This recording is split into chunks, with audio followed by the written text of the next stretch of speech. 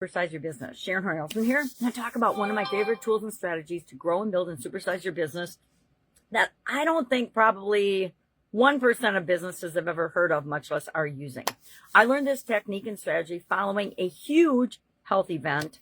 It was recommended to me by Jim Edwards. We were on the gym boat and I said something and we were talking about it had a sudden cardiac arrest right before this particular gym boat.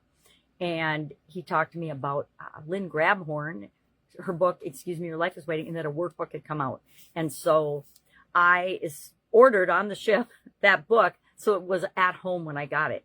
And when I got home from the cruise.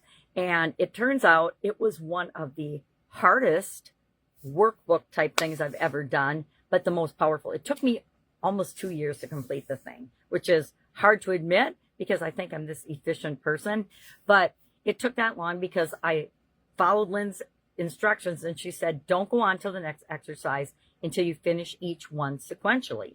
And there was one, and I don't even remember what it was now, but I looked at it literally every day for months and I could not bring myself to doing that exercise. Now it turns out when I finally did get myself to actually do it, it took about 10-15 minutes.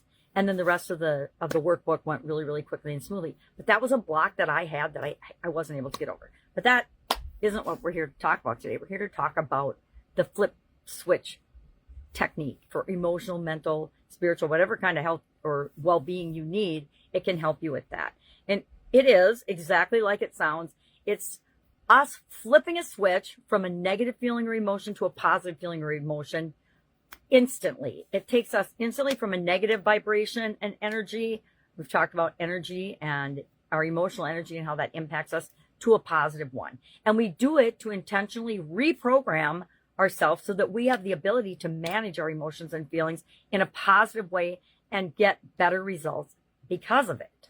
So how do we do this? What's the strategy? Then I'll share some tips and things that I learned along the way of using it. And if we have time, I'll share somebody else's story about how they applied it. But besides just me, I've used it on all sorts of things. I've used it on my relationships. I've used it on my mental state and well-being. I've used it on doubt, worry, fear, any negative emotions that come up. I flip them immediately. And sometimes I use snap fingers. Sometimes when I first started using this, I literally would walk up to a light switch or a switch and I would turn it on or to the different direction to remind me physically that I was switching from a negative feeling or emotion to a positive one. And then I would visualize that positive one. So let's talk about how to do this. Number one, the first thing we have to do is become aware and notice that we're having a negative feeling, right? We have to recognize the emotion. We'll say that's dipped or not where we want it to be. This is really powerful at work. Before meetings, before presentations, I use it for a lot of things because I want to be, before I do a presentation or a speech, I want to be in the highest possible vibration I absolutely can be. Same is true of if I'm having I used to do performance reviews for people. Literally, I did over 1,000 in 1 year because people had never had performance reviews before. And I'm like, people need to know how they're doing in other people's eyes. Anyway, long story. And to help them get on a path of personal growth and development to enhance their career and create what they wanted in their life. Second, as soon as we notice a feeling, we want to pause and acknowledge it. I usually name it. So if I'm feeling anxious, worried, fearful, doubtful, angry, upset, whatever it is, I'm going to name it. And then I'm going to mentally flip the switch from what it is. I'm going to consciously shift from that negative feeling that I've just named to a positive emotion, a positive feeling. The best one I can flip to, I'm going to do that. And usually I go to the highest possible level. If we're thinking about the emotional guidance scale or system, I go to the highest one I possibly can. And I'm going to visualize and add all the power that I can to that emotion. Then I'm going to immerse myself in that feeling by focusing and allowing that good feeling to replace the negative one. I'll give you an example of this in a minute. And then I'm going to carry it forward in the next action that I take. The next thing I do, I'm going to do it with that positive feeling and that positive emotion, that positive intent. Examples from everyday life. And I actually did this one, the morning exercise where, excuse me, before work, I would first thing in the morning or on my way to work in the car, I would practice when it wasn't a stressful time, switching from feeling stressed or anxious about something or doubtful, worried, anything negative, I would name it. And then I would practice visualizing something really, really positive happening. Maybe that I was dealing with a difficult person in the office, and I would visualize all of our interactions and exchanges being extremely positive, friendly, and helpful toward one another. Conflict with a partner, it works like that. Instead of focusing on the argument or the conflict, I would switch to what's my best memory with this particular person, and I would focus on that, relive that, visualize that to negate the negative feelings of the most recent experience, so that the next time I interacted with that person, it would be positive and on a positive note. And I would practice and visualize that in my head first. We can do it for financial worries. We can do it for traffic frustrations. I used to spend a lot of time in traffic in corporate America, and I learned early on to turn that into my university on wheels in terms of personal development or growing or learning different skills that I wanted to achieve to help me in my career.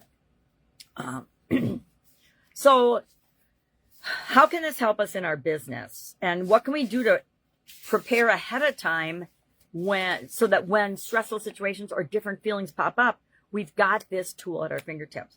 Well, one of the things I have not always done, but I learned to do was create a stories inventory where I have a whole book. I think I have 2 now of different stories, different experiences that I've had, and stories that have taught me lessons that I can use and share with other people when I want to convey a message or a lesson that I've learned and share that. But what we do for using the flip switch is we prepare a positive imagery bank. So I also have a little vault in my imagination and in my mind of positive experiences that I've had that I can use to flip switch to whenever I experience a negative emotion or negative thing. We want to use as many sensory details, just like with visualization. We want to use as many of our senses as we possibly can and details in our visualization as we're flip switching. We're going to practice in neutral times. Like I said, I would practice flipping emotions just in my drive to and from work. And then you can anchor it physically for more power. I actually have an anchor on my heart where I just tap my heart, and that helps me to flip from a negative type emotion to a higher frequency positive type situation and emotion.